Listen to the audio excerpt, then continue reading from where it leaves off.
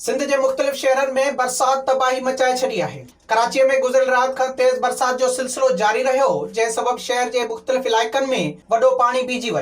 बदतरीन traffic jam थियण सबब शहरी दुखियान के मुंह ॾेई रहा है। जडे त बरसात का पोइ केतरनि इलाकन में बिजली पिण गुम थी वई है। होड़ा हैदराबाद और उन जे भरपासे वारन इलाकन में वक्फे वक्फे से बरसात जो सिलसिलो जारी रहो, जै सबब मुख्य रोडन ते पानी बीजी वो। इंतजामिया तरफा बरसाती पानी की निकाली लाए उपाव न वठण सबब शहरी तकलीफ में मुब्तला थी वया है। भान सैयदाबाद में भी तेज बरसात पवण सबब पानी शहर में तलाउन की सूरत अख्तियार करे वो है। उमरकोट जिले में भी गुज़िरियल ॾींहं खां बरसात जो सिलसिलो वक्फे वक्फे से जारी है, जेकरे ज़रई ज़मीन ते बीठल मिर्च और फुटीअ जो फसल मुकम्मल तौर बुडी वो है। जडे त कच्चा घर पानी में बुडण सबब गोठन जा गोठ खाली थी वया आहिनि। होड़ा इस्लामकोट जिले में भी बरसात जा रांगा जारी है। बरसात सबब मिठी इस्लामकोट और डीपले में बोड वारी सूरत हाल पैदा थी वई है। मीरपुर खास में भी बरसात सबब शहर तलाउन जो ॾेख ॾेई रहो है।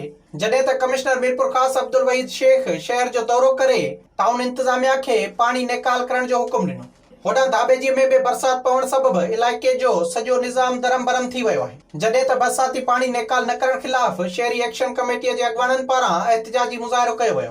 होड़ा कलोई तालके में भी तेज बरसातुन जो सिलसिलो गुज़िरियल 2 ॾींहनि खां जारी है। तेज बरसात सबब कच्चा घर ड्रही पट थी वया आहिनि ऐं हज़ारनि एकड़न ते बीठल फसल पानी हेठ अची वयो है। बे पासे सेरीअ में भी काल खां हलंदड़ तेज बरसात तबाही मचाए छड़ी है। केतरनि गोठन में कच्चा घर ड्रही पट पइजी वया आहिनि, जडे त इंतजामिया बरसात मुतासिरन जी का भी मदद न करे सघी है, जेकरे मुतासिर खुलियल आसमान हेठ वेठल आहिनि। कोटड़ीअ में भी गुज़िरियल रात का वक्फे वक्फे से तेज बरसात जो सिलसिलो जारी है।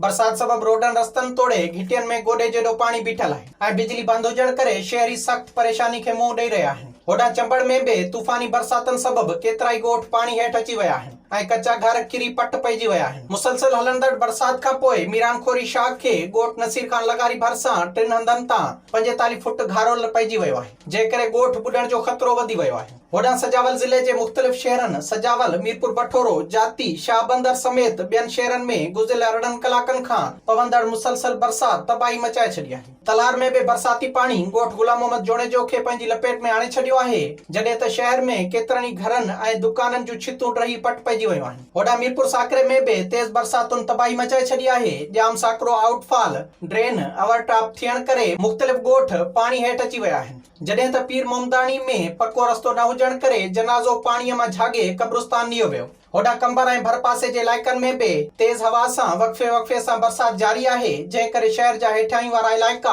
पानी हेठ अची वया आहिनि। बरसात पवण करे सारियाले फसल के कापारी धक रसण जो अंदेशो हुअण करे आबादगारन जो साव मुठ में अची वयो है। विजिट कयो अवामी आवाज़ मीडिया ग्रुप की वेबसाइट awamiawaz.pk।